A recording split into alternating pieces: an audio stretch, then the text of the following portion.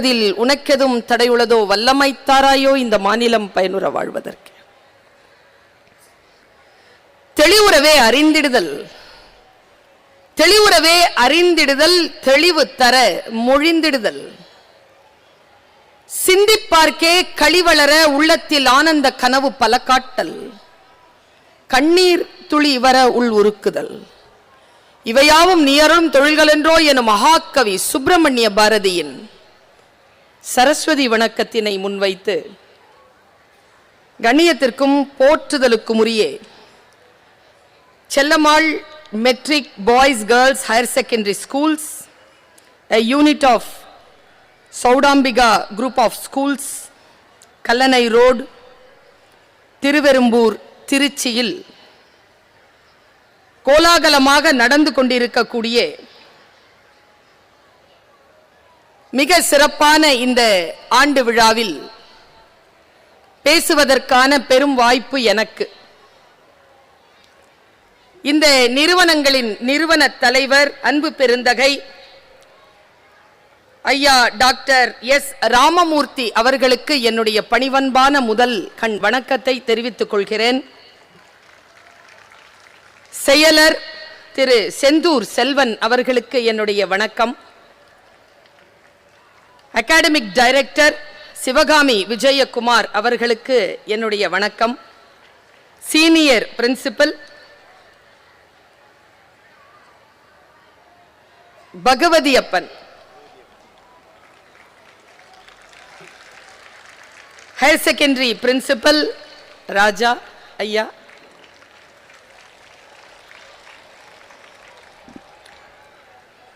கண்ணு கெட்டிய தூரம் வரைக்கும் ஆயிரக்கணக்கில் கூடியிருக்கக்கூடிய இந்த கூட்டத்தை பார்க்கிறேன். 4 நிலைகளில் எனக்கு மக்கள் தெரிகிறார்கள். 1, கனிவுடன் கூடிய கண்டிப்பான புன்னகையுடன் அமர்ந்திருக்கும் ஆசிரிய பெருமக்கள். இந்த பகுதியின் பிரமுகர்கள், சான்றோர்கள், தொழில்நுட்ப கலைஞர்கள், பத்திரிகை நண்பர்கள், ஊடகவியலாளர்கள், இந்த கல்வி நிறுவனத்திடம் தன் குழந்தைகளின் வருங்காலத்தை ஒப்படைத்துவிட்டு கண்களிலே கனவோடு வந்திருக்கக்கூடிய பெற்றோர்கள், எங்கள் வாழ்க்கை தானே, நாங்கள் பார்த்துக் கொள்கிறோம், நீங்கள் ஏன் பதட்டப்படுகிறீர்கள் என்பது போல் உட்கார்ந்திருந்தாலும் ஆழ் மனதிலே கொஞ்சம் உதறலும் கொஞ்சம் கவலையும் நிறைய உற்சாகமும் கொஞ்சம் பயமும் கொண்டு அமர்ந்திருக்கும் என் உயிரினும் மேலான மாணவ கண்மணிகள், உங்கள் அத்துணை பேரையும் இந்த நல்ல நேரத்தில் வணங்கி மகிழ்கிறேன். இத்தகைய ஆண்டு விழாக்களில் பேசுவது என்றால் எனக்கெல்லாம் மிகப்பெரிய சவால். என்னை போன்ற பேச்சாளர்களுக்கு இவ்வளவு பெரிய கூட்டத்தை பார்த்தவுடன் உற்சாகம் தொற்றுக்கொள்ளும். சிக்கனாங்க பார் இப்படின்னு. ஆனால் 30 வருஷம் ஆச்சு நான் ஒரு பேருண்மையை தெரிந்து கொள்ள. இந்த ஆண்டு விழாக்களில் வரக்கூடிய பெற்றோர்கள் இந்த பேச்சாளரின் பேச்சை கேட்கறதுக்கெல்லாம் வர்றதில்லை. தன் குழந்தைகளின் கலை நிகழ்ச்சிகளை பார்த்து ரசிப்பதற்காகவும் அவர்கள் பரிசு பெறுவதை கண்டு மகிழ்வதற்காகவும் தான் வருகிறார்கள் என்பதனை நான் புரிந்து கொண்டிருக்கிறேன். நீங்க கைத்தட்டி அதுக்கு ஆதரவு தராததை பார்க்கும்போது இல்ல இல்ல உன் பேச்சையும் கேட்கத்தான் வந்திருக்கோம் அப்படிங்கிற மாதிரி இருக்கு. நான் இந்த வேடைக்கு வருவதற்கு முன்னால் ஐயா ராமமூர்த்தி அவர்களுடன் சில மணித்துளிகள் பேசக்கூடிய வாய்ப்பு. செந்தூர் செல்வம் அவர்களும் என்னுடைய கெழுதகை நண்பரும் அற்புதமான சகோதரருமான நம்முடைய சுமங்கலி செல்வராஜ் அவர்களும் அமர்ந்து நாங்கள் அலுவலகத்தில் பேசிக் கொண்டிருந்தோம். அம்மா அவர்களும் உடன் இருந்தார்கள். அவர் எத்தனையோ நல்ல விஷயங்களை பேசிக்கொண்டே இருந்தார். உண்மையாவே நான் அவர் பேசினதை கவனிக்கவே இல்லை. நான் சிரிச்சுக்கிட்டு இருந்தேன். ரொம்ப அவரையே நான் கவனித்துக் கொண்டிருந்தேன் என்று அவருக்கு படுகின்றது போல் என்னுடைய பாடி லாங்குவேஜ் இருந்தது. ஆனால் என்னுடைய கான்ஷியஸ் இருக்குல்ல, என்னுடைய அப்சர்வேஷன் கான்ஷியஸ் இருக்குல்ல, அவருடைய ஆறாவை பற்றி மட்டுமே யோசித்துக் கொண்டிருந்தது. ராமமூர்த்தி அவர்களிடத்தில் ஒரு ஆரா, ஒரு மிகப்பெரிய பலமான ஒரு வெளிச்சம் அவரை சுற்றி கொண்டிருந்ததை நான் பார்த்தேன். என்ன இந்த மனிதரிடத்தில் என்ன இப்படி இருக்கிறது? பிரபஞ்சம் ஏன் இவரை இவ்வளவு ஆசீர்வதித்திருக்கிறது? அடுத்த வருஷம் இந்த மனுஷனுக்கு 70 வயசு ஆகுதான். ஆனா என் கூட வேலை செய்யறவங்க இன்னும் ரிட்டையர் ஆகிறதுக்கு 10 வருஷம் இருக்கிறவங்க எல்லாம் இப்படிதான் இருக்காங்க. எப்படி இப்படி வலிமையுடன் இருக்கிறார் என்று செல்வம் அவர்களிடத்தில், செந்தூர் செல்வம் அவர்களிடத்தில் கேட்டேன். இங்க நின்று உங்ககிட்ட பேசினார்ல, தண்ணி குடிச்சு குடிச்சு பேசிக்கிட்டே இருந்தார். உண்மையா நான் சொல்றேன், அவர் பேசியது ஒரு 4 to 5 நிமிடமோ அல்லது 10 நிமிடமோ இருக்கலாம். அவர் ஒரு 8 to 9 பாயிண்ட்ஸ் ரொம்ப டெப்தா பேசினார். நம்ம கிட்ட இருக்கக்கூடிய பெரிய குறைபாடு என்னன்னா, ஆர்ப்பாட்டமாகவும் அழகாகவும் பேசுகின்றவர்களுடைய பேச்சை கேட்டு கேட்டு பயிற்சி பெற்று விட்டோமா, அமைதியாக ஆர்ப்பாட்டம் இல்லாம எந்த ஸ்டைலும் இல்லாம நம் மீது பேரன்பு கொண்டு பேசுகின்றவர்களுடைய ஆழ் மனதில் இருக்கும் சிந்தனைகள் அந்த வார்த்தைகளில் வருகின்றன என்பதனை கவனிப்பதற்கான பயிற்சி நம்மில் பல பேருக்கு இருப்பதே இல்லை. 55 வயதிலே ஆரம்பித்திருக்கிறார் இந்த கல்வி பயணத்தை. சார் 50 to 55 தொடங்கிட்டார், 69 நிற்கிறார். 15 to 20 ஆண்டுகள், 55 வயதில் எல்லாம் வாழ்க்கையே முடிந்து போனது என்று உட்கார்கின்ற பொழுது எழுந்து நின்றவர். இந்த தமிழ்நாட்டில் 20க்கும் மேற்பட்ட கல்வி நிறுவனங்களை அமைத்து 30,000க்கும் மேற்பட்ட மாணவர்களுக்கு கல்வி கொடுத்து 4,000க்கும் மேற்பட்ட ஆசிரியர்களுக்கு சம்பளம் கொடுத்து ஒரு கல்வி தந்தையாக தமிழ்நாட்டை நிலை நிறுத்துகின்றவர்களில் முன்னத்தி ஏற்படுகின்றவர்களாக இருக்கிறார்கள். அவர்கள் இங்கே தலைமை உரை நிகழ்த்தினார். இந்த வார்த்தைகளை நான் கேட்டுக்கொண்டே இருந்தேன். எப்பொழுது ஒரு மனிதன் முன்னேற முடியும்? ஒரு மனிதன் செய்ய வேண்டியது என்ன, செய்யக்கூடாதது என்ன? நான் சொல்லட்டுமா? ஒரு நூலகம் நின்று பேசுவது போல் இந்த 10 நிமிடங்கள் ராமமூர்த்தி அவர்கள் பேசினார். நான் அதை கவனித்துக் கொண்டு நான் பலன் பெற்ற நிலையிலே உங்கள் முன்னால் சில வார்த்தைகளை கொண்டு வருகிறேன். அவருக்கு தெரிந்த, அவர் அறிந்த, அவர் ஞானமாக மதிக்கின்ற மக்களுடைய முன்னேற்றத்திற்கு காரணமான செய்திகளை அவர் தன்னுடைய மொழியிலே பேசினார். நான் வாழ்க்கையில் முன்னேற்றம் அடைகின்ற சில விஷயங்களை என் மொழியில் இப்பொழுது பேச போகிறேன். என்னை பார்த்தவர் சொன்னார், சரஸ்வதி கல்வி கற்றுக்கொண்டார்கள், நான் லக்ஷ்மி கடாட்சம் பெற்றவன், நான் ஆயிரக்கணக்கில் 5000 பேர் குழுமி இருக்கக்கூடிய இந்த அவை 5000 பேரை கூட்டுறேன், நீ பேச வரணும் என்று அழைத்த பொழுது என்னிடத்தில் நேரம் இல்லை, நான் எப்பொழுது வருகிறேனோ உங்களால் அதை அமைத்துக் கொள்ள முடியுமா என்று கேட்கக்கூடிய தைரியம் எனக்கு கொடுத்தது என் கல்வி என்று அவர் சொன்னார். நான் அதையே மாணவ கண்மணிகளாகிய உங்களுக்கும் உங்கள் பெற்றோருக்கும் மனதிலே, ஆழ் மனதிலே விதைக்க விரும்புகிறேன். சரஸ்வதி மட்டும் கால் மேல கால் போட்டுட்டு ஏன் இருக்கிறாங்க தெரியுமா சார்? அதுக்கு ஒரு சூட்சுமம் இருக்கு, அதுக்கு பின்னால ஒரு வரலாறு இருக்கு. இந்த லக்ஷ்மி மேடம் இருக்காங்கல்ல, அவங்க தன்னுடைய கணவனான திரு விஷ்ணு அவர்களிடத்தில் பல நாட்கள் பணிவுடன் பணிபுரிந்து, கால்லாம்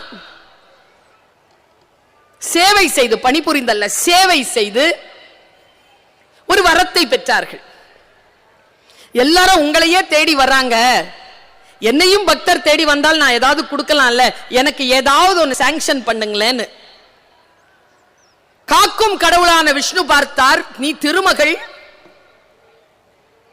நிச்சயமாக உனக்காக நான் ஒரு வரம் தருகிறேன், உன்னிடத்தில் யார் செல்வம் கேட்டாலும் தரக்கூடிய அந்த பாக்கியத்தை நான் உனக்கு தருகிறேன் சொல்லிட்டு கொடுத்துட்டாராம்.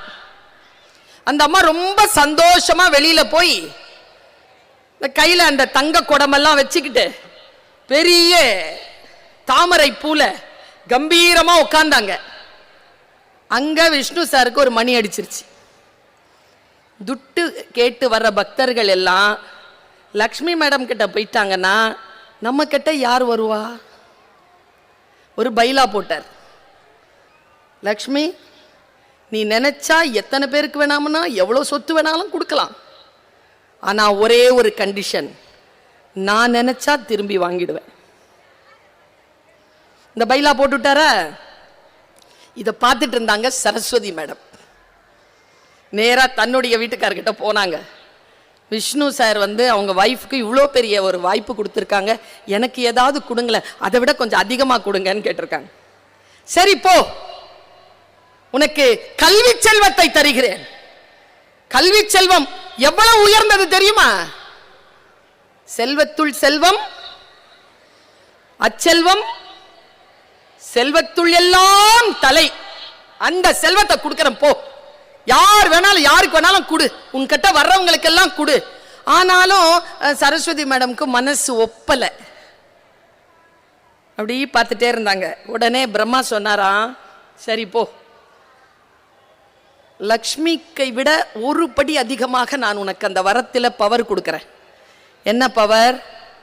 லக்ஷ்மி கொடுத்ததை விஷ்ணு நினைத்தால் திரும்ப பெற்று விடலாம், சரஸ்வதி கொடுப்பதை யார் நினைத்தாலும் திரும்ப பெறவே முடியாது என்கின்ற அந்த வரத்தை உனக்கு தருகிறேன். உடனே தான் அந்த அம்மா காலுக்கு மேல கால் போட்டுட்டு உட்காந்துச்சு. ஒன்னும் இல்லைங்க, மதுரையில ஒரு பெரிய சிறை இருக்கு. அங்க சிறை கைதிகள் ஒரு அங்காடியை திறந்தார்கள். அவர்களுடைய கையால் செய்யப்பட்ட பொருட்களுக்கான அங்காடி. அதை திறந்து வைக்கிறதுக்கு எந்த பேச்சாளரை கூப்பிடலான்னு சொல்லும் பொழுது எல்லாரும் தேர்ந்தெடுத்த பெயர் என் பேர். நான் ஒரு 2 ஆண்டுகளுக்கு முன்னால் போய் அதை திறந்து வைக்கிறேன். அப்போ டிஜிபியா, அந்த சிறை டிஜிபியா இருந்தவர் அம்ரிஷ் கெஜ்ரிவால் சார். அவர் தான் அங்க தலைமை ஏற்கிறார். நான் பேசுறேன், எனக்கு 8:30 மணிக்கு ஃபிளைட். அப்போ தெற்கு மாட வீதியில தேர், ஏதோ பெரிய கூட்டம். எனக்கு ஒரு ஜீப் கொடுக்கறாங்க. அந்த ஜீப்ல முன்னால உட்கார்ந்து இருந்தது யார் தெரியும்? நான் பின்னால உட்கார்ந்துருங்க. எனக்கு முன்னால உட்கார்ந்து இருந்தவர் எஸ்பி. எல்லா வண்டியும் இப்படி போக எனக்கு மட்டும் அனுமதி கொடுக்கப்பட்டு அந்த ஒன்வேல என்னுடைய வண்டி மட்டும் இப்படி போகுது. நான் போறேன், கெஜ்ரிவால் சார் நிக்கிறாரு, அம்ரிஷ் கெஜ்ரிவால் சார். ஃபிளைட் நிக்குது. எனக்கு ஒரு மரியாதை செலுத்திட்டு எஸ்பி போயிட்டார். அப்போ என் கூட அந்த புல்லட்ல கூடவே வந்த டிஎஸ்பி அவர் சொன்ன வார்த்தையை நான் சொல்றேன். அம்மா, நாங்கள் எல்லோரும் எத்தனையோ காலமாக இந்த காவல்துறையில் பணியாற்றுகிறோம். எங்களுக்கான உயர் அதிகாரிகள் என்பது எங்களுடைய டிசிப்ளின் சார்ந்தது. அவங்க உங்களுக்கு மரியாதை கொடுக்கறாங்கன்னா என்னன்னு யோசிச்சேன். என் பிள்ளைக்கு சொல்லணும்னு நினைச்சேன். எந்த பவரும் இல்லம்மா, உங்ககிட்ட இருக்கக்கூடிய கல்விக்காக மட்டும்தான் அம்மா உங்களுக்கு அவ்வளவு மரியாதையை நாங்கள் கொடுக்கிறோம்னு சொன்ன. கல்வி இருக்கு இல்லையா, அது நம்மை மீட்டெடுக்கும், நம் பரம்பரையை மீட்டெடுக்கும், நம் மரியாதையை மீட்டெடுக்கும். அதை குழந்தைகளுக்கு தருவதற்கான ஒரு வாய்ப்பு பெற்றோர்களாகிய உங்களுக்கு கிடைத்திருக்கிறது.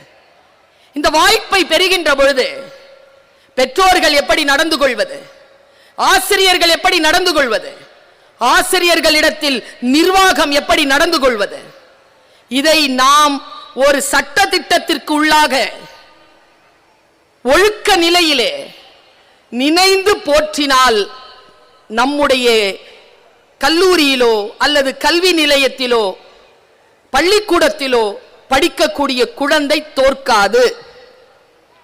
நான் திரும்பவும் ஒரு விஷயத்தை ராமமூர்த்தி சாருக்கு சொல்றேன். எந்த காலேஜ்க்கு போனாலும் எந்த ஸ்கூலுக்கு போனாலும் அந்த சேர்மன் மட்டும் மேடையில் சிக்கிட்டாருன்னா இதை சொல்லாம விடுறதே இல்லை. நீங்க ஒரு 7 பேருக்கு பிரைஸ் கொடுத்தீங்களா? இங்க மேடையில் கொடுத்தீங்களா? அவங்க எல்லாரும் ஜெயிச்சவங்க தானே. ஜெயிச்சதுனால அந்த பலனை அவர்கள் அனுபவித்துக் கொண்டிருக்கிறார்களா? இப்படி ஜெயித்தால் இப்படி அவர்கள் பாராட்ட பெறுவார்கள் என்று அடுத்தவர்களுக்கு காட்டுவதற்காகத்தானே அவர்களை அழைத்தீர்கள். அதானே உண்மை. அடுத்த ஆண்டு இன்னும் ஒரு 7 பேரை சேர்த்துக் கொள்ளுங்கள். அவர்கள் யார் தெரியுமா? இது உருப்படாது, இது ஃபெயிலா போயிரோன்னு நினைச்சிட்டு இருந்த யாராவது ஜெயிச்சிட்டாங்கன்னா அவர்களை அழைத்து பாராட்டுங்கள். இவர்கள் நம்பிக்கை இழந்தவர்களாக இருந்தார்கள், இன்றைக்கு இவர்கள் தான் நட்சத்திரமாக ஜொலித்துக் கொண்டிருக்கிறார்கள் என்பதனை அவர்களுக்கு விளக்குவதற்காக கொஞ்ச மார்க் வாங்கிட்டு அப்படி தப்பி போயிரோம் போது நான் தப்ப பிறந்தவன் இல்லை, நான் ஜெயிக்க பிறந்தவன், நான் ஜெயிக்க பிறந்தவள் என்று காட்டுகின்ற குழந்தைகளை மேடைக்கு ஏற்றி அவர்களை மற்றவர்களுக்கு முன்னால் நம்பிக்கை நட்சத்திரமாக காட்ட வேண்டும் என்று நான் உங்களிடத்தில் கேட்டுக்கொள்கிறேன். எப்பவுமே எல்லாருமே ஃபர்ஸ்ட் மார்க் வாங்குறவங்களையே கொஞ்சிட்டு இருந்தா செகண்ட் மார்க் வாங்குறவங்களை யார் கொஞ்சிறது? நான் 10th ரேங்க். நான் ஒன்னு சொல்றேன், குழந்தைகளை பெற்றெடுத்த பெற்றோர்களுக்கு சொல்லுகிறேன், கவலைப்படாதீங்க. நம்முடைய பிரதம மந்திரி மாண்புமிகு நரேந்திர மோடி அவர்கள் பேசிய பேச்சில் இருந்து நான் 2 பாயிண்ட் எடுத்தேன். ஒரு 60,000 பிள்ளைகளுக்கு அவர் பேசிய பேச்சு, பெரிய பெற்றோர்களும் பெரிய கூட்டம் இருந்தது அங்கே. அவர் காணொளியின் மூலமாக வந்து பேசினார், அவர் ஹிந்தியிலே பேசினார். நான் அப்படியே அதை உள்வாங்கிக் கொண்டேன். 2 விஷயம். பிரதமர், நம் நாட்டின் பிரதமர் பெற்றோர்களுக்கு சொல்லுகின்ற 2 விஷயம். 1, உங்க குழந்தைகளுடைய ரிப்போர்ட் கார்டு இருக்குல்ல, அது உங்க விசிட்டிங் கார்டு கிடையாது. தூக்கிக்கிட்டு சுத்தாதீங்க. ஏன் தெரியுமா சொல்றேன்? என் புள்ள ஃபர்ஸ்ட் ரேங்க்னு நீங்க யார்கிட்ட சொல்றீங்களோ அவங்க புள்ள 2 சப்ஜெக்ட்ல கம்மியான மார்க் வாங்கியிருப்பான். அது உங்களுடைய விசிட்டிங் கார்டு இல்ல, அந்த குழந்தையினுடைய ரிப்போர்ட் கார்டு. இன்னொரு வார்த்தையும் சொல்றேன், இந்த மேனேஜ்மெண்ட்டுக்கு சொல்றேன், இன்றிலிருந்து உங்களுடைய நீங்க கொடுக்கிற ரிப்போர்ட் கார்டை என்ன அளவுக்கு எவ்வளவு லட்சம் எவ்வளவு ஆயிரம் நீங்க பிரிண்ட் பண்ணியிருந்தாலும் இன்னிலிருந்து அந்த பிரிண்டிங் பெயரை ஆரம்பத்தில் எங்களுக்கு வச்சாங்கல்ல, ரிப்போர்ட் கார்டுன்னு வைக்காதீங்க, ரேங்க் கார்டுன்னு வைக்காதீங்க, ப்ராக்ரஸ் ரிப்போர்ட் என்று அந்த சொல்லை மாற்றி அவர்களுக்கு தர வேண்டும் என்று நான் கேட்டுக்கொள்கிறேன். ப்ராக்ரஸ் தாங்க வாழ்க்கை. 28ல இருந்து 30 வாங்குறாளா அவ ஜெயிக்கிறான்னு அர்த்தம். அவ ஃபெயில் தான் இருந்தாலும் நான் சொல்றேன் அவ ஜெயிக்கிறா. 30ல இருந்து 32 வாங்குறானா அவன் ஃபெயில் தான் இருந்தாலும் நான் சொல்றேன் அவன் ஜெயிக்கிறான். ஏன்னா 30ல இருந்து 32 வாங்கிட்டான். 98 பார்த்தெல்லாம் பயப்படாதீங்க. வாழ்க்கையில் உங்களுடைய உயரம் எதுவோ அந்த மதிப்பெண்களை உங்கள் குழந்தை பெற்றுவிட்டால் அந்த குழந்தை 100 விழுக்காடு பெறுவதற்கு சமம் என்கின்ற ஒரு ஆதரவை அந்த பிள்ளைகளுக்கு நீங்கள் தர வேண்டும் என்று நான் கேட்டுக்கொள்கிறேன். எந்த குழந்தையும் இந்த பூமியில் தோற்பதற்காக பிறப்பதே இல்லை. நான் 58 தான் வாங்கினேன் 10th. ஆனா MA முடிச்சிட்டு வெளியில வரும்பொழுது நான் university rank. Progress, show progress. வாழ்க்கையில இதுதான் மிகப்பெரிய பதவி என்று ஒன்று கிடையாது. எங்க விவசாயம் பண்ணிட்டு ஹோட்டல் நடத்திட்டு இருந்தாருங்க ராமமூர்த்தி. ரிட்டையர் ஆகிறதுக்கு 5 வருஷம் இருக்கிறதுக்கு முன்னால வந்தாரு பாருங்க ஒரு ஃபீல்டுக்கு. ஒரு அசைவ ஏற்படுத்திட்டாரா இல்லையா? வயது அல்ல முன்னேறுவதற்கான காரணம், படிப்பு அல்ல முன்னேறுவதற்காக காரணம், உள் எழுச்சி தான் முன்னேறுவதற்கான காரணம், தன்னம்பிக்கை தான் முன்னேறுவதற்கான காரணம். அந்த தன்னம்பிக்கையையும் தன்னெழுச்சியையும் கொண்டு கொடுங்கள், பிள்ளைகள் வளரும். இன்னைக்கு வீட்டுக்கு போய் பெற்றோர்களுக்கு நான் ஒரு விஷயம் சொல்றேன், அதை மட்டும் யோசிச்சு பாருங்க. நம்ம அம்மா அப்பா எந்த மாதிரியான சூழ்நிலையில நம்மளை பெற்றெடுத்து வளர்த்தாங்க? உண்மையா சொல்லுங்க. இன்னைக்கு நம்ம உட்பட்டு இருக்கிறோமா இல்லையா? தாழ்த்தப்பட்ட பிற்படுத்தப்பட்ட வறுமையான குடும்பத்தில் பிறந்த நாம் இன்றைக்கு சௌடாம்பிகாவிலே நம் குழந்தையை படிக்க வைக்கின்ற அளவிற்கு வாழ்க்கையில் உயர்ந்து நிற்கிறோம் என்றால் நம் பிள்ளை ஜெயிக்காதான? நாமே ஜெயிச்சிட்டோம், நம்ம பிள்ளை ஜெயிக்காதான? அந்த நம்பிக்கையை அந்த குழந்தைகளிடத்தில் கொடுக்க வேண்டும் என்று நான் எதிர்பார்க்கிறேன். பெற்றோர்களுக்கு இன்னும் ரொம்ப நுட்பமான ஒரு விஷயத்தை சொல்லிட்டு போறேன். மாணவர்களும் கவனித்துக் கொண்டிருக்கிறீர்கள். நான் ஒரு 7 பாயிண்ட் சொல்லும் பிள்ளைகளை. இந்த 7 பாயிண்ட் லைஃப்ல எப்பவுமே மனசுல வச்சுக்கோங்க. ஃபர்ஸ்ட் விஷயம், நம்ம ஜெயிக்கணும்னு முடிவு பண்ணிட்டோம்னா இந்த அம்மா சொல்ற 7 பாயிண்ட் மனசுல வச்சுக்கோ. நம்பர் 1, எது உன்னுடையது இல்லையோ அதை தொடாத. எது உன்னுடையது இல்லையோ அதை தொடாது. நம்பர் 1. நம்பர் 2 சொல்லட்டுமா? தப்பு செய்.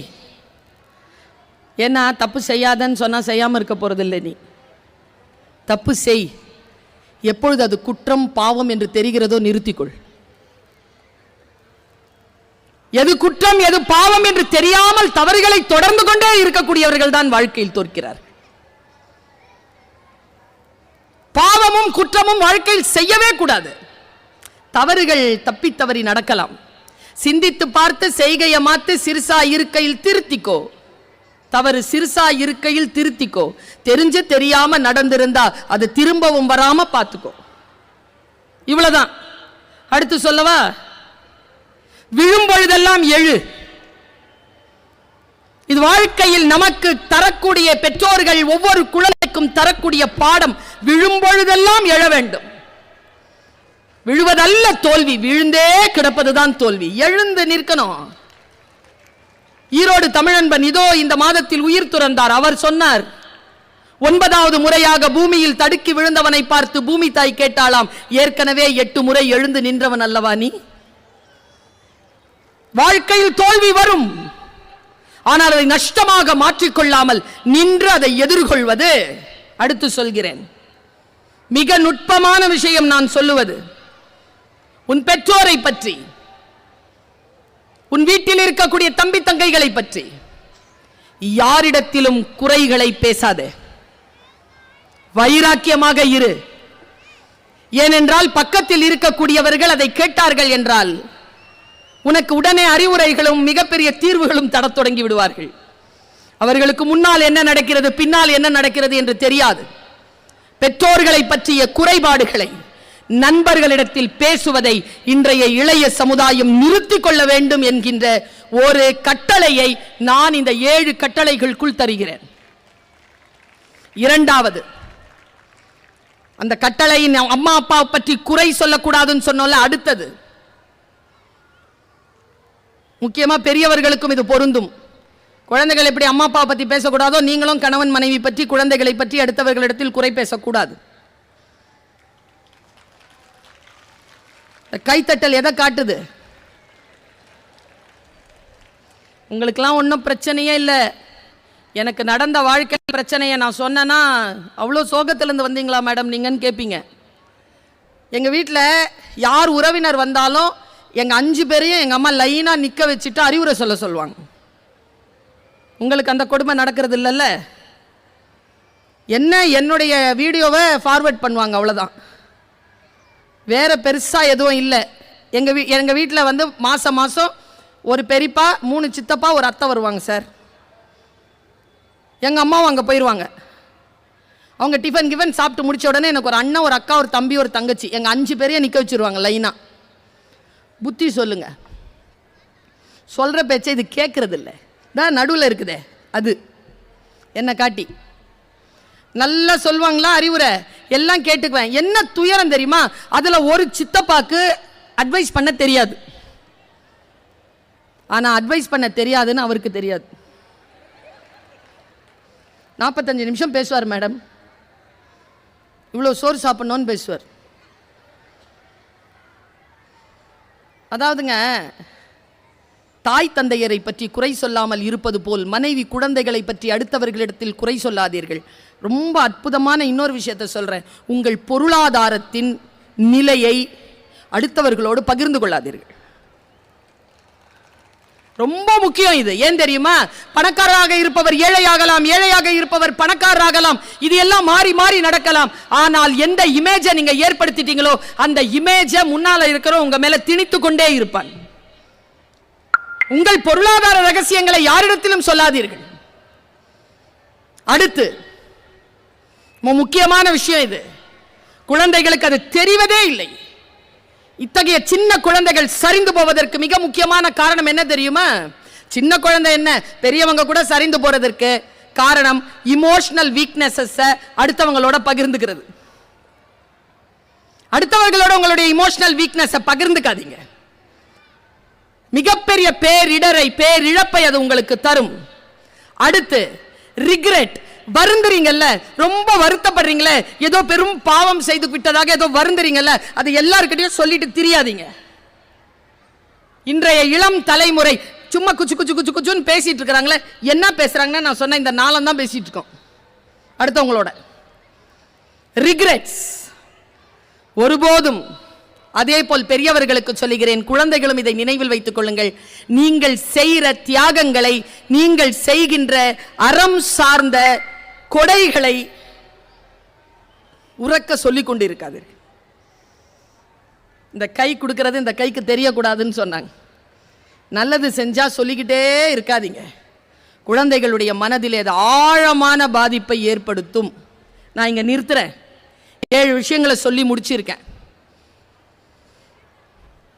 பர்வீன் சுல்தானா பேச வர்றேன்னா ஏதாவது ஒரு விஷயத்தை வீட்டுக்கு கொண்டு போகணும்ல. நீங்க ஏதாவது ஒரு விஷயத்தை அந்த மாதிரி நீங்க வீட்டுக்கு கொண்டு போற ஒரு விஷயத்தை சொல்றேன். பெற்றோர்களாக இருப்பது என்பது பயாலஜிக்கல் ஃபேக்டர் கிடையாது. ஒரு ஆணும் ஒரு பெண்ணும் பயாலஜிக்கலா சேர்ந்துட்டாங்கன்னா ஒரு குழந்தை பிறந்துருமே, அந்த பயாலஜிக்கல் ஃபேக்டர் கிடையாது. குழந்தை என்பது சோஷியல் ரெஸ்பான்சிபிலிட்டி, அது ஒரு பொறுப்பு. இந்த பொறுப்போடு பிள்ளைகளை வளர்ப்பது. எல்லாரும் சொன்னாங்க இந்த கொரோனா காலத்துல குழந்தைங்க எல்லாம் பாதிக்கப்பட்டுட்டாங்க, குழந்தைங்க எல்லாம் பாதிக்கப்பட்டாங்க. அப்ப பெரியவங்க பாதிக்கப்படலையா? இவங்கெல்லாம் ஸ்கூல் நடத்துறவங்க, இவங்களுக்கு தெரியும். எனக்கு சொல்லுங்க சார், கொரோனாவில் பிள்ளைகளுக்கு லாபம் தான். எக்ஸாமே எழுதாம சர்டிஃபிகேட் வாங்குச்சிங்க எல்லாம். கஷ்டம் யாருக்கு தெரியுமா? டீச்சருக்கு தான். அதை விட கஷ்டம் யாருக்கு தெரியுமா? நிர்வாகத்துக்கு. ஃபீஸே வாங்க முடியாது, ஆனால் ஸ்கூலில் இருக்க ஒர்க் பண்ணுற டீச்சர்ஸ்க்கு சம்பளம் கொடுக்கணும். கிளாஸ்ல பிள்ளையே இருக்காது, ஆன்லைன்ல கிளாஸ் எடுக்கணும். ஆன்லைன்ல அப்படி பெட்டி திறந்துக்கிட்டு உட்காருவோம் நாங்க, ஒண்ணு கூட வீடியோல வராது. ஒரே வார்த்தையை திரும்ப திரும்ப am I audible? மறக்கவே இல்லையே எனக்கு இது வரைக்கும். 4 வருஷம் முடிய போகுது சார். am I audible? ஒன்னும் ஃபியூனரல்ல இருக்கிற மாதிரி இருக்கும். ஏய் வீடியோ ஆன் பண்ணு மிஸ். வீடியோ ஆன் பண்ணா நீங்க பேசுறது கேட்கல மிஸ். சரி ஆஃப்லயே வெய். அதை ஆன் பண்ணாலும் ஒன்று அப்போதான் பின்னால் உட்காந்துட்டு போண்டா சாப்பிட்டுட்டு இருக்கோம். நாங்கள் பாதிக்கப்படலையா? எனக்கு ரொம்ப கஷ்டம் என்ன தெரியுமா மேடம்? ஒரு அம்மா ட்ரெஸ் மாத்துது மேடம், அதுக்கு கேமரா அங்கே இருக்குன்னே தெரில. அப்புறமா சாப்பிட்டுட்டு வாய் நோண்டிக்கிட்டு உட்காந்துருக்குது இன்னொன்று. அதுக்கு பதிலாக நீ ஆஃப்லேயே இருனா. எவ்வளோ பாதிக்கப்பட்டிருப்போம். பேச்சாளராக எங்களுக்கு இருந்த இன்னும் பெரிய கஷ்டம் என்ன தெரியுமா? நாங்கள் பாதிக்கப்பட்டது. நான் சொல்றேன், ஏதோ ஒன்று நாட்டில் நடக்கிறது என்றால் ஏதோ குழந்தைகள் தான் பாதிக்கப்படுகிறார்கள், இளைஞர்கள் தான். அப்படி இல்லை, ஒட்டுமொத்த சமுதாயம் பாதிக்கப்படுது. எங்க அம்மா அப்பா மாதிரி என்னால் இருக்க முடியல. ஏன் முடியல? நான் பாதிக்கப்பட்டிருக்கேன், நான் இன்ஃபெக்டடா இருக்கிறேன். எங்க தாத்தா பாட்டி மாதிரி எங்க அம்மா இல்லை. ஏன்? எங்க தாத்தா பாட்டிக்கு இல்லாத இன்ஃபெக்ஷன் எங்க அம்மாவுக்கு இருக்குது. சமூகம் அப்படித்தான் தரும். என்னுடைய ஸ்பீக்கரா நான் பட்ட கஷ்டம் எனக்கு தான் தெரியும். எனக்கு இப்படி இருக்கணும் ஆடியன்ஸ்.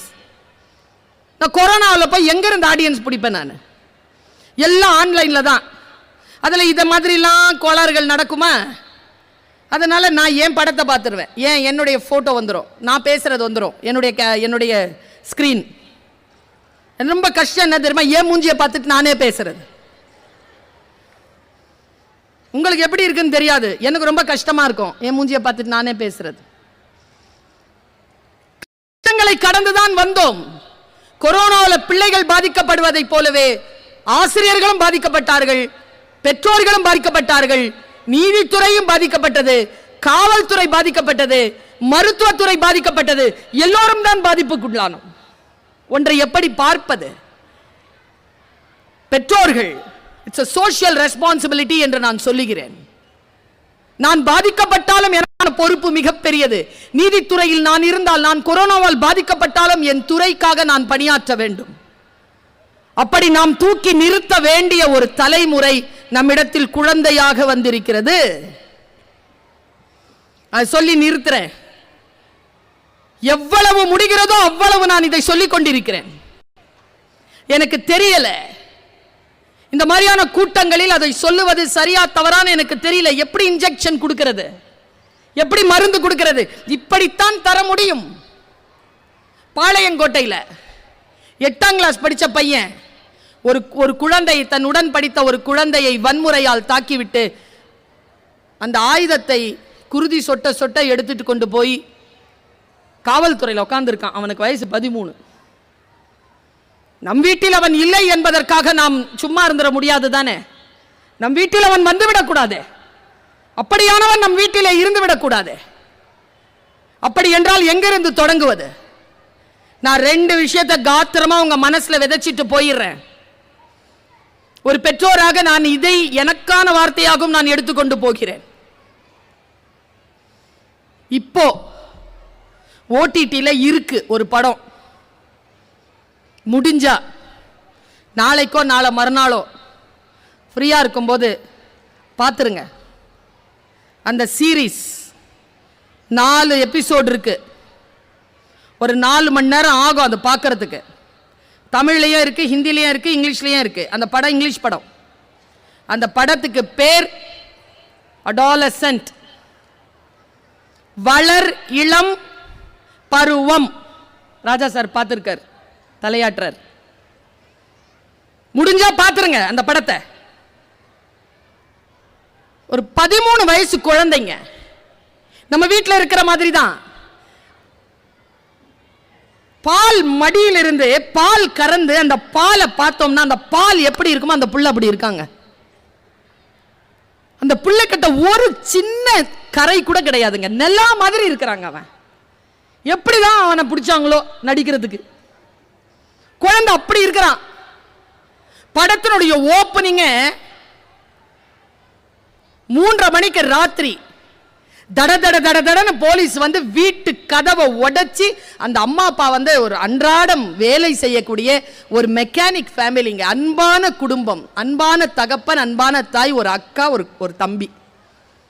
போலீஸ் வந்து அப்படி பிடிக்குதுங்க அவனை. எதுக்கு பிடிக்கிறாங்கன்னே தெரியல. கொண்டு போய் ஜெயிலில் போடுறாங்க அவனை. வாரண்ட் இருக்கு. 15 வயது குழந்தையை 15 தடவைக்கு மேலாக குத்தி இருக்கிறான்.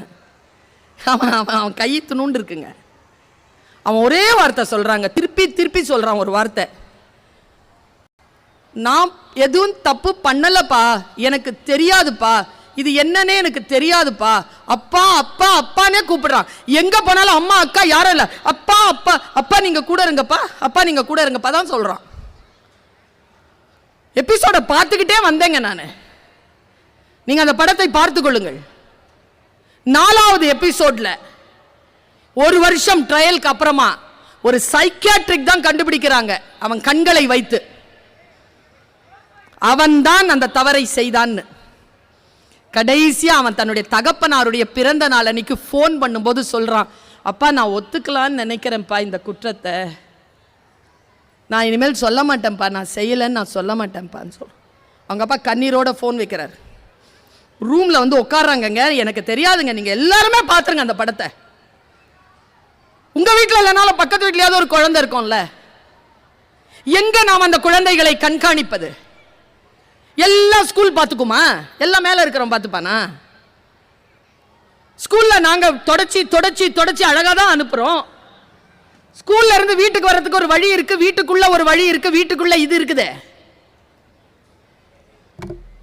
எப்படி காப்பாற்ற போறோம் நம்ம பிள்ளைகளை? கடைசியா அவன் வீட்டுக்கு வந்து உட்கார்ந்த உடனே அவன் மனைவியினுடைய கையை பிடித்து கொண்டு அவன் ஒரே ஒரு கேள்விதாங்க கேட்பான், ஏமா அவன் அப்பா கிட்ட சொல்லணும், அப்பா கிட்ட சொல்லணும், அப்பா அப்பா வேணும், அப்பா வேணும்னு ஏமா என்ன சொன்னான்? அந்த ட்ரையலுக்கு முன்னாலே அவன் சொன்னாமா, அப்பா நீங்கள் நம்புறீங்கல்லப்பா என்ன, நான் செய்யலைப்பா, என்னால் இதெல்லாம் செய்ய முடியாதுன்னு உங்களுக்கு தெரியும்லப்பா, அப்பா நான் என்னை மாட்டி வைக்கிறாங்கப்பா, நீங்கள் என்னை காப்பாற்றிடுவீங்கல்லப்பா, இப்படி சொல்கிறான் அவன். கடைசி வரைக்கும் சொன்னானே, அந்த அந்த வினாடி வரைக்கும் சொன்னானே, நான் செய்யலேன்னு சொல்லி என்ன மட்டும் கூப்பிட்டு சொன்னானே. ஏன் சொன்னான்னு கேட்ட உடனே அவங்க அம்மா சொல்லுவா ஒரு பதில். இங்க அம்மாவா இருக்கிறீங்களா, அப்பாவா இருக்கிறீங்களா, தாத்தா பாட்டியா யாருன்னு எனக்கு அண்ணனா கூட இருக்கலாம். அவன் சொல்லுவா, தான் எதை சொன்னாலும் நம்பி தனக்காக நிற்பான் என் தகப்பன் என்கின்ற பிம்பத்தை நீங்கள் அவனுக்கு சிறிய வயதிலேயே ஏற்படுத்தி விட்டீர்கள். அதனால் தான் அவன் அது சொல்லிக்கொண்டே இருந்தான். நான் இங்க நிறுத்துறேன். நம்முடைய தமிழ்நாடு டிஜிபி ஓய்வு பெற்ற சைலேந்திர பாபு தன்னுடைய ரிட்டையர்மெண்ட் அன்னைக்கு கூப்பிடுங்க நீங்க அவரை பேசுறதுக்கு, நீங்க கேளுங்க அது அவர் செஞ்சாரான்ட்டு. ஐயா சொன்னதுதான், அவர் வாய் மூலமாக வாக்கு மூலமாக சொன்னதுதான். எல்லார்கிட்ட இருந்து அந்த கையில் இருக்கக்கூடிய அந்த பணி ஓய்வு ஆணையை கையில் பெற்றுக்கொண்டு அவர் நேராக போய் சல்யூட் பண்ணது யாரை தெரியுமா? தன்னுடைய அம்மாவை தான் சல்யூட் பண்ணார். அவர் அம்மா பேரில் தன்னுடைய வீட்டை பெரிய நூலகமாக மாற்றி வச்சிருக்கார் நாகர்கோயிலில். ஏன் அப்படி செஞ்சார் தெரியுமா? சின்ன வயசில் அவங்க அப்பா இருக்கும்போது அவர் அப்பா சட்டப்பையில் ஏதோ 5 ரூபா வச்சிருக்கிறாரு, அது காணும். அடுத்த நாள் எல்லாரும் தேடி இருக்காங்க, எல்லாருக்கிட்டே கேட்டிருக்காரு அப்பா, யாரும் எடுக்கலன்னு சொல்லிட்டாங்க. இது கடந்துருச்சு 15 வருஷம் 17 வருஷம். இந்த பையன் அப்போ 10 வயசில் இருந்திருக்கான். 25 வயசில் நல்ல யூனிஃபார்ம் போட்டுட்டு போலீஸ்காரராக ஃபஸ்ட்டு மாதம் சம்பளம் கொடுக்கும்போது அம்மாட்ட சொன்னாராம் சைலேந்திர பாபு சார், அம்மா 17 வருஷத்துக்கு முன்னால் அப்பா பையிலேருந்து 5 ரூபா காணும் இல்லைம்மா. ஆமாப்பா, அதை நான் தாம்மா எடுத்தேன், சாரிம்மா. அம்மா பதில், அடாலசன்ட்ல அப்பாவுக்கு தெரியாத அந்த நுட்பம் தெரிந்திருந்தது சைலேந்திர பாபுவனுடைய அம்மாவுக்கு. நீ தான் எடுத்தேன்னு எனக்கு தெரியும்ப்பா. எப்படிம்மா நான் எடுத்ததை பார்த்தீங்களா? இல்லப்பா, நான் எடுக்கலன்னு நீ சொன்னல, நீ சொன்னதை நான் நம்பலப்பா. உங்க அம்மா சொன்னாங்களாம். நான் எங்க தெரியுமா உங்க அம்மாவை பாராட்டுறேன், ஏன் தெரியுமா அவர் தன்னுடைய அம்மாவுக்கு சல்யூட் பண்ணாரு? தன்னுடைய தந்தையினுடைய சட்டை பையில் இருந்து 5 ரூபாய் குழந்தை எடுக்கிறது என்று தெரிந்தவுடன் இவனிடத்தில் ஒரு பழக்கம் இருக்கிறது என்று தெரிந்து கொண்டு அந்த தாய் என்ன பண்ணா தெரியுமா? தன்னுடைய குழந்தையை எப்படி வளர்த்தெடுத்தாள் என்றால், எவன் பாக்கெட்ல இருந்து காசு எடுத்தாலும் காவல்துறைக்கு கொண்டு வந்து நீதிமன்றத்தின் முன்னால் நிறுத்துகின்ற போலீஸ் அதிகாரியாக தன்னுடைய மகனை உயர்த்தி அந்த தாய் சல்யூட் பெறுவதற்கு தகுதி வாய்ந்தவள். இந்த அப்பா கிட்ட அது இல்ல. அடாலசன்ட் படத்துல அவங்க அப்பா அழுறான். அழுது அவன் சொன்ன 4 வார்த்தையை நான் சொல்றேன். நாம் இன்றிலிருந்து நம் குழந்தைகளை பார்க்கின்ற பார்வையில் கண்காணிப்பு தேவை. நல்லா சொன்னார். கண்டிப்பு வேணாம், கண்காணிப்பு வேணும். ராமூர்த்தி சார் சொன்னது கோல்டன் வேர்ட். பேரண்டிங்கை இதை விட எப்படி சொல்லிவிட முடியும்? கண்டிக்காதீர்கள், கண்காணியுங்கள். ஒரு விஷயம் தெரியுமா? கடவுள் நம்மை கண்காணிக்கிறார் என்றாலே அவன் கண்டிப்பு செய்வதற்கான செயல்பாடுகளில் நாம் ஈடுபடவே மாட்டோம். அவன் நம்மளை கண்காணிக்கிறான்ற உணர்வு இருந்தாலே அந்த அளவுக்கு வாழ்க்கையை கொண்டு போக மாட்டோம். அவன் சொல்லி முடிப்பாங்க, 3 டயலாக் சொல்லி முடிப்பான். அந்த 3 வரிகளை நான் சொல்லுகிறேன். நீ வெள்ளிக்கிழமை இரவுகளில் வெளியில் சென்று ஸ்லீப் ஓவர் என்று யாரிடம் வீட்டிலோ இருந்து நீ வீடு திரும்புகின்ற பொழுது படித்துவிட்டு தான் திரும்புகிறாய். நீ 12 வயது தானே என்று நான் உன்னை நம்பினேன். நீ வீட்டிலே அறையை பூட்டிக் கொண்டு உள்ளே 11, 12 மணி அளவில் யாரிடமோ பேசிக்கொண்டோ ஓசையில் ஏதோ மியூசிக்கை கேட்டுக்கொண்டும் இருப்பாய். நான் டே என்ற ஒரு சத்தம் கேட்டவுடன் எல்லாவற்றையும் சுவிட்ச் ஆஃப் செய்து தூங்கினவுடன் கீழ்ப்படுகிறாய் என்று நினைத்தேனே. உன்னை கண்காணிக்க நான் மறந்து போனேனே. I can be a better one for you, my dear son.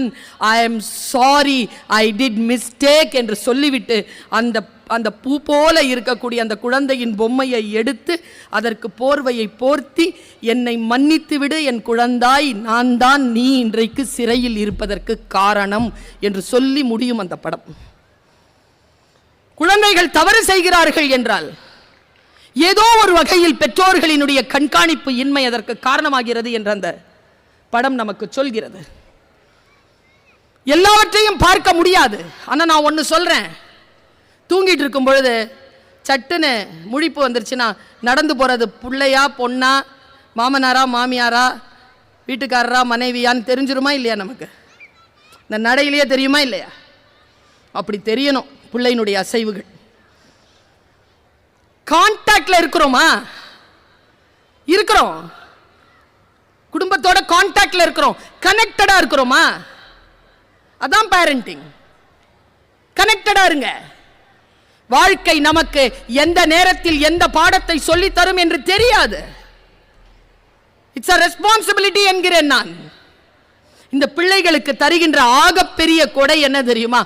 ஆகப்பெரிய பரிசு, பெற்றோர்கள் தரும் பரிசு. யார் மனமாவது புண்பட்டால் என்னை மன்னித்துக் கொள்ளுங்கள். இதுதான் அவர்களுக்கான பரிசு. என்னன்னா, அம்மாவும் அப்பாவும் சேர்ந்து இருப்பது.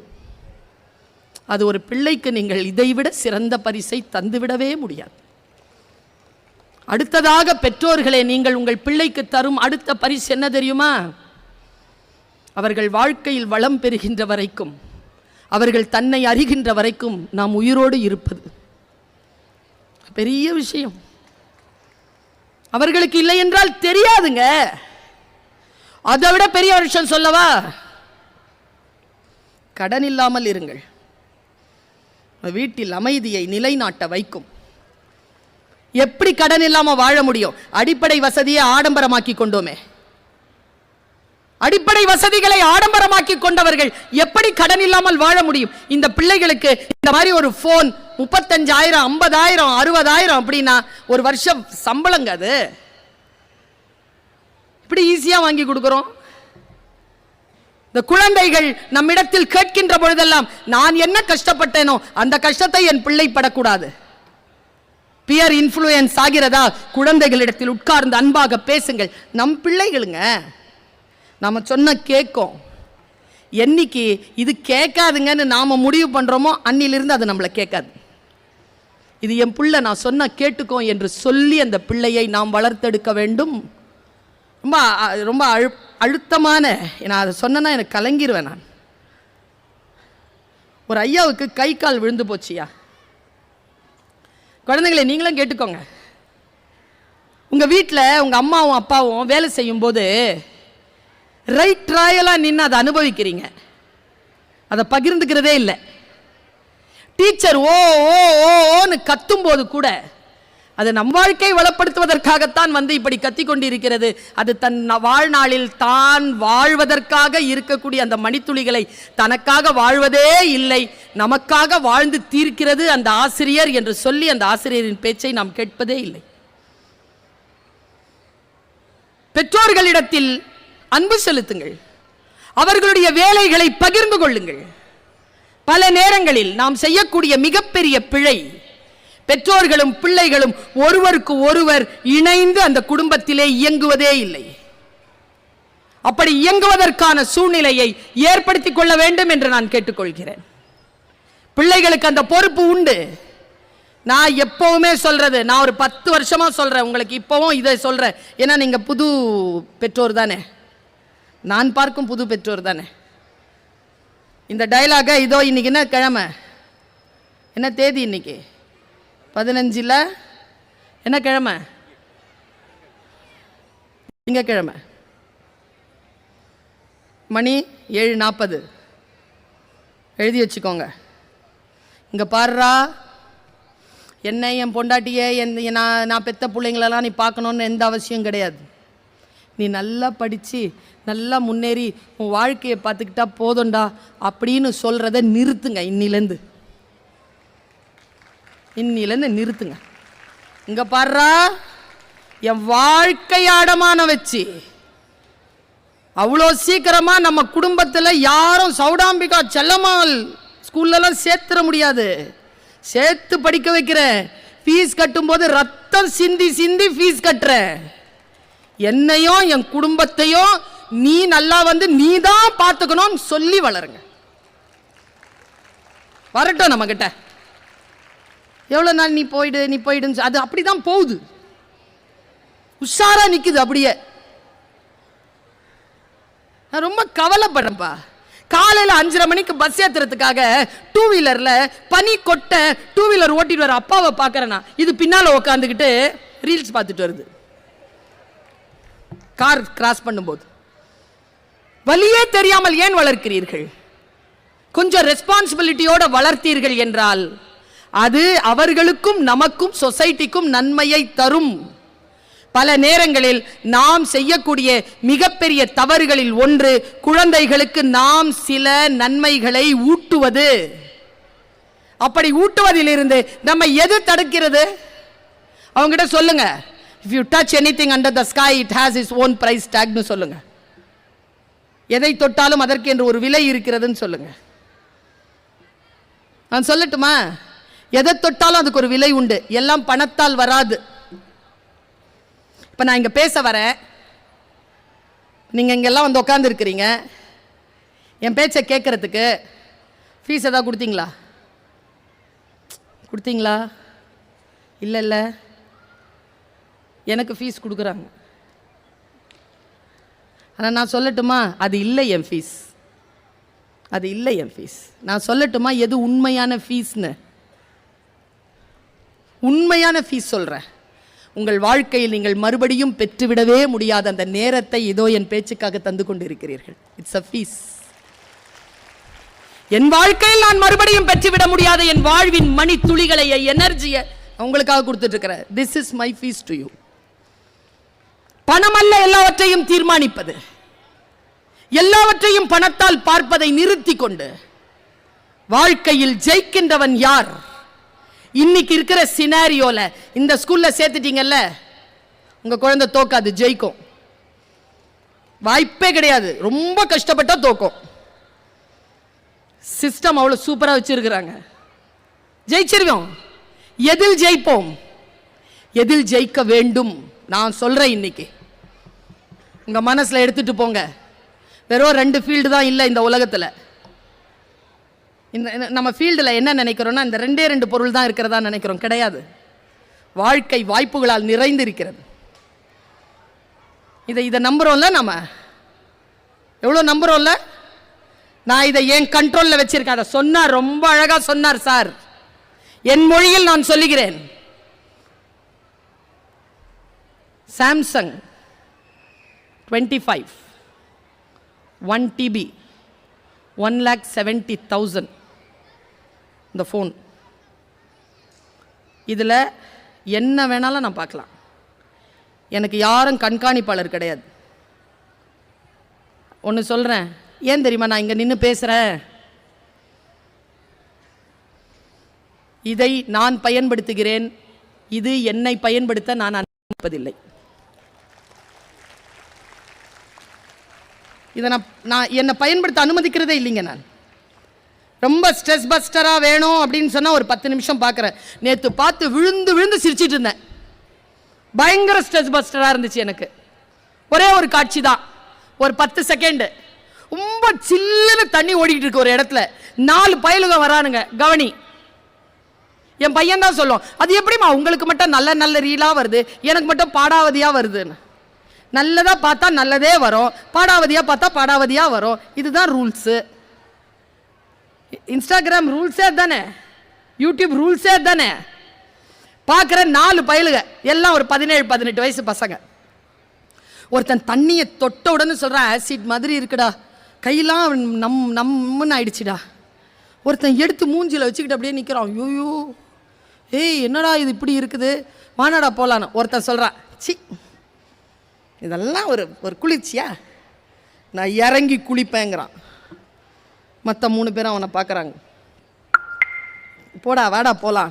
ஏய் நான் குளிச்சா எனக்கு என்ன தருவேன்? எல்லாமே பெட்டு தானே, நான் குளிச்சா என்ன தருவேன்? அவன் சொன்னான், ஒருத்தன் அந்த மூஞ்சியில் தண்ணி வச்சால அவன் சொன்னான், 500 ரூபா தர மச்சான், நீ குளிச்சுட்டு பாரு, 500 ரூபா தரும். 500 ரூபா தருவியாடா அப்படின்னு கடன்னு சட்டையெல்லாம் கழட்டிட்டு ஒரே ஒரு துண்டு கட்டிட்டு தண்ணியில் இறங்கிட்டாங்க. முங்கி குளிச்சு வெளியில் வந்து குடுறா என் 500 ரூபான்னு கேட்டான். இந்த 3 பேரும் இப்படி பார்த்துட்டு இருக்கிறாங்க தண்ணியில். அவன் செத்து மிதக்கிறான். 500 ரூபா கொடுன்னு கேட்டது அவன் ஆவி. ரொம்ப நேரம் சிரிச்சிட்டு இருந்தேங்க நான். அது கேட்குது, 500 ரூபா கொடு 500 ரூபா கொடு. இந்த 3 பேரும் பார்த்தது உடனே தான் அது தன் சவத்தை பார்க்குது. ஏதோ ஒரு பாடத்தை சொல்லி கொடுத்து விட்டு போனான் அவன். இன்னொரு ரீல்ஸ் பார்த்தேன். ஒரு கொக்கு ஒருத்தன் உட்காந்து இப்படி எடுக்கிறான். ஒரு கொக்கு இப்படி வருது, சலக்குன்னு ஒரு மீனை எடுத்துட்டு நேராக போயிடுச்சு மேலே. அந்த பாறையில் நின்று நடந்து ஒருத்தன் எடுக்கிறான் அந்த கேமரா. திடீர்னு போச்சு அந்த மீன், அந்த பறவை. அந்த பறவை இப்படி அப்படி பார்த்துச்சு, அந்த மீனை இப்படி இப்படி பார்த்துச்சு, அப்புறம் மறுபடியும் வாயில் எடுத்துக்கிச்சு, நேராக எடுத்துகிட்டு வந்து அதே இடத்துல போட்டுருச்சு. அவன் உடனே அந்த கேமராவை அந்த தண்ணியில் அந்த மீன் கிட்ட கொண்டு போனான். மீன் சல்லுன்னு உள்ளே போகுது. அப்புறமா ஒரு ஒதுக்கிட்டு இப்படி வருது, மேலே வருது. மேலே வந்துட்டு இப்படி நின்று அப்படி ஒரு ஒதுருச்சு பாருங்க, அவ்வளோ முட்டைகள் வருது உள்ளேருந்து. இந்த பறவை எனக்கு என்ன சொல்லிச்சு தெரியுமா? நான் மீன் சாப்பிடுவேன், தலைமுறையை சாப்பிட மாட்டேன் சொல்லிட்டு போச்சா. எதிலும் ஒன்றை கற்றுக்கொள்வதற்கு இந்த உலகத்தில் ஏதோ ஒன்று இருந்து கொண்டுதான் இருக்கிறது. நமக்கு தான் அதை தேர்ந்தெடுத்து அறிய முடியவில்லை. ஏன்?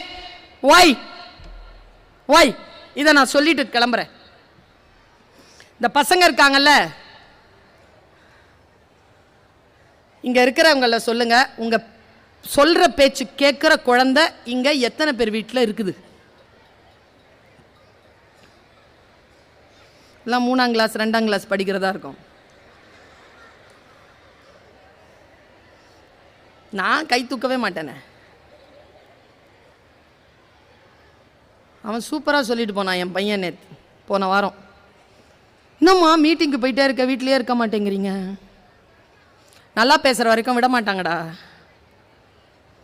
அவன் நான் சொல்லியிருக்கக்கூடாது, அவன் வக்கீல். அவன் நேராக வந்து மறுபடியும் கதவை தர, என்ன சொன்னீங்க? நான் நல்லா பேசுகிற வரைக்கும் என்னை விட மாட்டாங்கடா. அதனால தான் சொல்கிறேன், ஒரு நாளாவது நல்லா பேசு, வீட்லையாவது இருப்பேன். பிள்ளைகளை என்ன சொல்கிறது, நம்மளை மீறி பேசுதுங்க.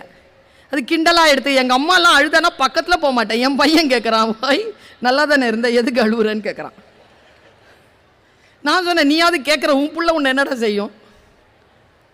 கம்யூனிகேஷன், அன்பு என்கின்ற பெயரில் கண்டிப்பு இல்லாத தன்மை. வீட்டுக்கு என்று ஒரு ஒழுங்குமுறை இருக்கிறது, ஒழுங்குமுறையற்ற தன்மை. வீட்டிற்கு என்று ஒரு சமையல் முறை இருக்கிறது, சமையல் முறையற்ற தன்மை. இன்னிலிருந்து மாற்றுவோமா? மாற்றுறதுக்கு முயற்சியாவது பண்ணுவோமா? போய் சாப்பிட்றது இருக்கட்டும், இப்போ எல்லாம் ஆர்டர். சுடுதண்ணி மட்டும் தாங்க ஆர்டர் பண்ணல, எல்லாம் ஆர்டர். விடிஞ்சிரும் குடும்பம். முதல்லலாம் ஒரு சப்பாத்தினா ஒரு தொட்டுக்க, அவ்வளோதான். மத்தியானத்துக்கு அதுதான் தொட்டுக்கவே, ஏதாவது ஒரு ரசம். நைட்டுக்கு ஒரு சோறு, மிச்சம் இருக்கிறது தான் வெஞ்சனம். இன்னைக்கு வெக்கமே இல்லாமல் எல்லா வீட்லேயும் கேட்குறோம் நம்ம, உனக்கு என்ன வேணும், உனக்கு என்ன வேணும், உனக்கு என்ன வேணும். வீட்டில் 4 டிக்கெட்டு, உனக்கு என்ன வேணும், உனக்கு என்ன வேணும், உனக்கு என்ன வேணும்னு கேட்டால் சமைக்கவா முடியும்? ஆர்டர் தான் போடும். ஒரு சிறிய கண்டிப்பு, ஒரு சிறிய ஒழுக்க முறை நம்முடைய குடும்பங்களில் நாம் கொண்டு வர வேண்டும். அப்புறம் இன்னொரு விஷயம் சொல்றேன், பிள்ளைகளுக்கு சொல்லுகிறேன், வாழ்க்கையில் வாய்ப்புகள் தான் உங்களுக்கு வரும், வெற்றி வராது. வெற்றியை நீங்கள் தான் தேடிக்கொள்ள வேண்டும், அதற்கான வழிதான் வாய்ப்பு. இந்த பள்ளிக்கூடம் வாய்ப்பு கொடுத்தா பயன்படுத்து, ரொம்ப அழகா பயன்படுத்து. நான்லாம் பயன்படுத்தினதெல்லாம் செல்வராஜ் சாருக்கெல்லாம் தெரியும் எப்படி நான் பயன்படுத்துறேன்னு. என்னை கோச்சிக்கிட்டாங்க ஒரு டீச்சர், என்னை ஒரு வருஷம் முழுக்க கோச்சிட்டு இருந்தாங்க, என்கிட்ட திட்டிக்கிட்டே இருந்தாங்க என்ன. ஆனால் அவங்களோட நான் சண்டை போடவே இல்லையே, நான் கடைசி வரைக்கும் சண்டை போடலையே, பணிவை நான் விடவே இல்லையே கடைசி வரைக்கும். ஒரு வாய்ப்பு வந்தது, அவங்க வாயிலேருந்து பாராட்டு வாங்கிட்டேன். அப்போ நான் அந்த டீச்சரை ஜெயிச்சதா என் டைரியில் எழுதினேன். ஆட்டிடியூட் ரொம்ப முக்கியம். அந்த டீச்சர் ரிட்டையர் ஆகிறதுக்குள்ள உருப்பட மாட்டேன்னு என் மூஞ்சுக்கு நேரா வந்து சொன்னீங்கல்ல, உருப்பட்டுட்டேன் பாருங்க அப்படின்ட்டு அவங்க ரிட்டையர் ஆகிறதுக்குள்ள அந்த ஸ்கூலுக்கு சீஃப் கெஸ்டா போயிட்டு வந்துட்டேன். அவ்வளவுதாங்க. வைராக்கியத்தை வளர்த்து கொடுங்க. 10ஆம் கிளாஸ் படிக்கும் போதுங்க மனசுல ஒரு வைராக்கியங்க, இந்த ஸ்டேஜ்ல இருந்து பாதி ஸ்டேஜ் என் ஆபீஸா இருக்கணும். மாநகராட்சி பள்ளிக்கூடத்தில் படிச்சுட்டு இருக்கிறேன், சத்துணவு சாப்பிட்டுட்டு இருக்கிறேன், ஒருவேளை தான் சோறு, தமிழ் மீடியம் படிச்சுட்டு இருக்கிறேன். அப்பா அவனுடைய ஆஃபீஸை பார்த்துருக்கேன் நான். வாழ்ந்து கெட்ட குடும்பம் எங்களது. அப்பா சைலண்ட் ஆயிட்டார். என் 10 வயசுல அப்பா சைலண்ட் ஆனார். வேலைக்கே போகல அப்பா என் 10 வயசுலேருந்து. எங்கள் அம்மா கஷ்டப்பட்டு எங்களை வளர்த்து. எங்கள் அம்மாட்ட கேட்டேனா, ஏம்மா 5 பிள்ளைங்களை வச்சு வேலை செய்யாத அப்பாவை ஏம்மா சகிச்சுக்கிட்ட? எங்கள் அம்மா சத்தியமாக சொல்கிறேங்க, இறை சாட்சியாக சொல்கிறேன், எங்கள் அப்பாவை எங்கள் அம்மா இவ்வளோ அவமானப்படுத்தினது இல்லைங்க சம்பாதிக்கலன்ட்டு. தெரில எப்படி தான் அந்த அம்மா வாழ்ந்துச்சின்னு. அந்த அம்மாட்ட ரொம்ப காலம் கழிச்சு இப்போ சமீபத்தில் கேட்டேன், ஏமா அப்பா ஒரு வேலையும் செய்யலை, அவங்கள ஏமா நீ எதுவுமே சொல்லலை, அவங்கள ஏமா நீ விடலை? எங்கள் அம்மா சொன்ன பதில் என்ன தெரியுமா? எனக்கு என்னம்மா, என் 5 பிள்ளைகளுக்கு அப்பா வேணும்மா, அதனால் நான் விடலைம்மா. அது என்ன மனசுங்க அது? அப்பா வேணும்னு ஒரு அம்மா நினைக்கிற மனசு என்ன மனசு அது? எங்கெல்லாம் விழுந்திருக்கோம் எங்கள் அம்மா, அங்கெல்லாம் எழுந்து நின்றுச்சுல்ல. குடும்பம்ங்கிறது அதுதானே. எனக்கு என் தாய் சொல்லித் தருகிறாள், வாழ்க்கையின் மூலமாக எனக்கு சொல்லித் தருகிறாள். என் தகப்பனார் எனக்கு சொல்லித் தருகிறார். குழந்தைகளிடத்தில் சொல்லுகிறேன், வாழ்க்கையில் ஒழுக்கத்தை அடிப்படையாக கற்றுக்கொள்ளுங்கள், வாழ்க்கையின் முன்னேற்றம் வந்து சேரும். Is inevitable. இவ்வளோ பெரிய ஆஃபீஸ் இருக்கணும், ஒரு சேர் இருக்கணும், அந்த சேரில் வெள்ளை டவல் போட்டிருக்கணும், எனக்கு முன்னால் ஒரு 20 சேர் இருக்கணும், நான் அப்படி கிளம்பி வரும்பொழுது 4 அடிக்கு பெரிய டேபிள் இருக்கணும். அதுலேருந்து நான் வெளியில் வந்தேன்னா ஒரு 3 அலுவலக பணியாளர்களாவது பெல் அடித்தா எழுந்து நிற்கிறதுக்கு இருக்கணும். அதுலேருந்து எனக்கு முன்னால் வெள்ளை சொக்கா போட்டுட்டு ஒருத்தர் ஃபைல் ஒன்று எடுத்துகிட்டு போகணும். எல்லாத்தையும் தாண்டி போர்ட்டிக்கோ வந்தேன்னா வெள்ளை கலரில் ஒரு கார் நிற்கணும். எப்போ? 10th ஸ்டாண்டர்டில் வறுமையின் உச்சத்தில் இருக்கும்போது கனவு கண்டேன். என்ன சொன்னாங்கல்ல இங்க பயோடேட்டா, நீதிபதி பஷீர் அஹமத் சையத் மகளிர் கல்லூரியில் தமிழ்துறை தலைவராக இருக்கிறேன் என்று. அது ஜூலை வரைக்குமான பயோடேட்டா. ஜூலை 24ஆம் தேதியிலிருந்து இந்த 2025 ஆண்டு என் பயோடேட்டா மாறி இருக்கு. நான் தமிழ் வளர்ச்சி துறையின் கீழ் இயங்குகின்ற உலக தமிழ்ச்சங்கத்தின் துணைத் தலைவராகவும் இயக்குனராகவும் பொறுப்பெடுத்து உங்கள் முன்னால் நின்று கொண்டிருக்கிறேன். மதுரைக்கு வந்து பாருங்கள், நான் சொன்னது போல்தான் என் அலுவலகம் இருக்கிறது. வந்து பாருங்க. மேடையில் சொல்கிறேன் என்றால் அது உண்மைதானே. நீங்கள் எதை நினைக்கிறீர்களோ இந்த பிரபஞ்சம் அதை உங்களுக்கு தரும். ஆழ் மனதிலே நீங்கள் அதற்காக ரொம்ப விகரஸா எதை நீ தேடிக்கொண்டிருக்கிறாயோ அது உன்னை தேடிக்கொண்டிருக்கிறது. டீட்டெயிலா பாருத. நம்ம டீட்டெயிலா பார்க்கவே மாட்டேங்கிறோம். வண்டி ஓட்டணும்னா எல்லாருக்கும் ஆசை, BMW ஓட்டணும்னா எல்லாருக்கும் ஆசை. காலம் கொடுக்குது கையில BMW. ஆனா என்ன கேட்க மறந்துடுறோம் தெரியுமா? யார் காரை ஓட்டுறது? நிறைய பேர் டிரைவர் ஆயிரும். யார் காரை ஓட்டுற? ஏன் காரை நான் ஓட்டணும்? BMW, பாடி, வேர்ல்ட், மைண்ட். என்னுடைய வாழ்க்கையை நான் செலுத்த வேண்டும். நினைச்சு பாரு, 20 வருஷத்துல வரும். முடிச்சு பார், வரும். எல்லாவற்றிற்கும் ஒரு வழி உண்டு. அந்த எனர்ஜியை கரெக்டா நீ செலுத்த வேண்டும். எனர்ஜியை செலுத்தலன்னு வச்சுக்கோயேன். நான் சொன்னேன்ல, ஒரு விஷயத்தை சொல்லிட்டு நான் இடம் சார்கிறேன்னு. ஆரா பத்தி தானே இன்னைக்கு. இமேஜினரி அண்ட் ஆரா, அதானே சார் பொருண்மை? கனவு இருக்குல்ல, சின்னதா பாத்துறாதீங்க. Small aim is a crime. APJ Abdul Kalam. பெருசா பாருங்க. இன்னும் 5 வருஷத்துல நான் ஒழுக்கமா உழைச்சேன்னு வச்சுக்கோங்களேன், இன்னும் தமிழுக்காக வேலை செய்தேன்னு வச்சுக்கோங்க, இந்த பேனால இருக்கக்கூடிய கிரீன் இங்க் இருக்குல்ல, பென்சில் இருந்து ஆரம்பிச்சேங்க நான், இன்னைக்கு கிரீன் பென்ல வந்து நிக்கிறேன். இந்த கிரீன் பென்ல இருக்கக்கூடிய கிரீன் இங்குக்கான அதிகாரம் கூடும். உழைப்பு, நேர்த்தி, சில விஷயங்களை வேண்டாம் என்று சொல்லுகின்ற துணிச்சல், சிலவற்றை அக்செப்ட் செய்கிற மன உறுதி. உன் காரணங்களால் நீ தோற்கடிக்கப்படும் பொழுது அந்த காரணங்களின் மீது மட்டும் உனக்கு சந்தேகம் வராதது ஏன் என்று ரூமி கேட்டதை நான் எழுதி வைத்திருக்கிறேன். ஒரு விஷயத்தை சொல்றேன், அவமானங்களை தேக்கி வையுங்கள், மன்னிச்சிருங்க, மறந்துடாதீங்க. ஏன்னா ரொம்ப ஒழுக்கமா வாழ்ந்துட்டீங்கன்னு வச்சுக்கோங்க, அறம் சார்ந்து வாழ்ந்துட்டீங்கன்னு வச்சுக்கோங்க, காலம் யார் உங்களை அவமானப்படுத்தினார்களோ அவர்களை உங்களுக்கு முன்னால் சோழி மாதிரி வந்து போடும். குழந்தைகளுக்கு அந்த அறம் சார்ந்த நம்பிக்கை கொடுங்க. தோத்துறாத பாப்பா, ஜெயிச்சி வா. அவமானம் வரும், பரவாயில்லை. நீ உன் மனதிற்கு சொல்லாத நீ தோற்கிறேன்னு சொல்லி. நான் இப்படி கேட்குறேங்க, இது எடுத்தீங்கன்னா என்ன பார்த்துருக்கீங்கல்ல, இங்கே எத்தனை பேருக்கு என்ன தெரியும்? மேக்ஸிமம் எனக்கு என்ன தெரியும் தானே? இங்கே இருக்கிறவங்களுக்கு தெரியும் தானே? எத்தனை வருஷமாக தெரியும்? 3 வருஷமா, 4 வருஷமா, 5 வருஷமா தெரியும். நான் சொல்லட்டுமா மேடம், 5 வருஷமா உங்கள் மொபைலில் நான் வந்து சேர்றதுக்கு அதுக்கு முன்னால் 25 வருஷம் உழைச்சிருக்கேன் மேடம். 25 இயர்ஸ் உழைச்சிருக்கேன் சார். என்னுடன் பேசியவர்கள் எல்லாம் 3 ஆண்டுகளில் சில உயரங்களை எட்டினார்கள். எனக்கு 30 ஆண்டுகள் ஆயிற்று. ஆனால் நான் தோற்கலையே. என் மனசுக்கு நான் சொன்னது என்ன தெரியுமா? நான் சொன்னதுதான் நான் சொன்னதாக உலகமெல்லாம் திருப்பி சொல்லிக் கொண்டிருக்கிறது. நீ முடியாது என்று சொல்வதை வேறு யாரோ ஒருவன் செய்து கொண்டுதான் இருக்கிறான்.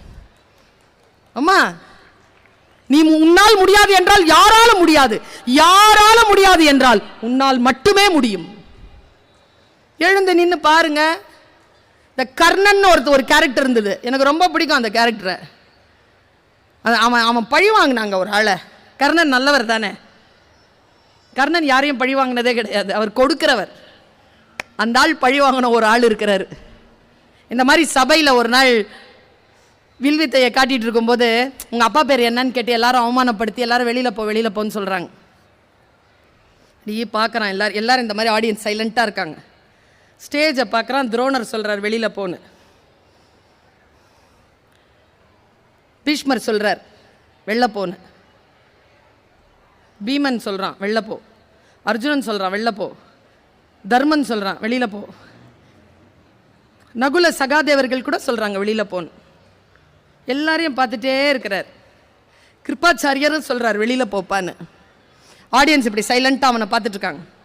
அதில் பால்கனியில் அந்த மாதிரி ஒரு பால்கனியில் இந்த மாதிரி ஆடியன்ஸ்லாம் உட்காந்து பார்த்துட்டு இருக்கிற அந்த அவையில் ஒருத்த மட்டும் கத்துறான், ஏய் தேரோட்டி பையில வெள்ளப்படா, ஏய் தேரோட்டி வெள்ளப்படான்னு கத்துறான். இவன் என்ன பண்ணான்னு தெரியுமா? யாரு? கர்ணன். எல்லாரையும் பார்த்தான். சாதாரணமா ராஜாவாகிறது. அவன் எப்படி ராஜாவானா? பிரபஞ்சம் கொடுக்கும், குணம் இருக்கணும். குணம் இருக்கணும். நீங்கள் தயாராக இருந்தால் அந்த துறை உங்களை தேடி வரும். விடாம பிடிக்கணும். அதை பார்த்தான் பாருங்க. அங்க இருந்தான் ஒருத்தன், ஏய் தேரோட்டி பையில வெள்ளப்படா, தேரோட்டி வெள்ளப்ப. உனக்கு என்ன இங்க? இவங்களுக்கெல்லாம் பிரச்சனை. சரி, உனக்கு என்னடா பிரச்சனை? ஜூம் பண்ணான், க்ளோஸ்அப்ல எடுத்தான், போட்டோ பிடிச்சான், சிப்ல போட்டு வச்சுக்கிட்டான். அவன் மகாராஜா சல்லியன், துரியோதனனுக்கு தாய்மாமன் முறை. பாருங்க, வாழ்க்கையில் போட்டு வச்சுக்கிட்டானா.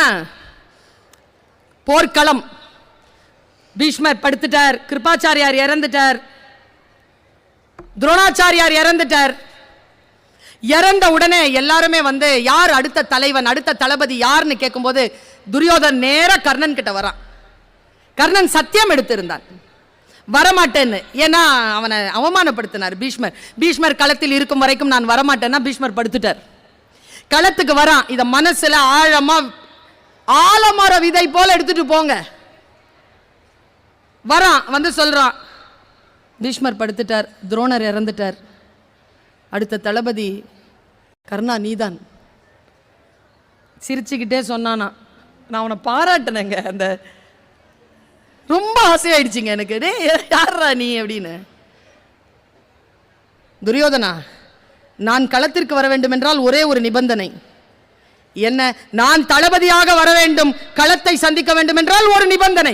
அதை முடிந்தால் நீ செய், அப்படி இல்லை என்றால் என்னை விட்டுவிடு.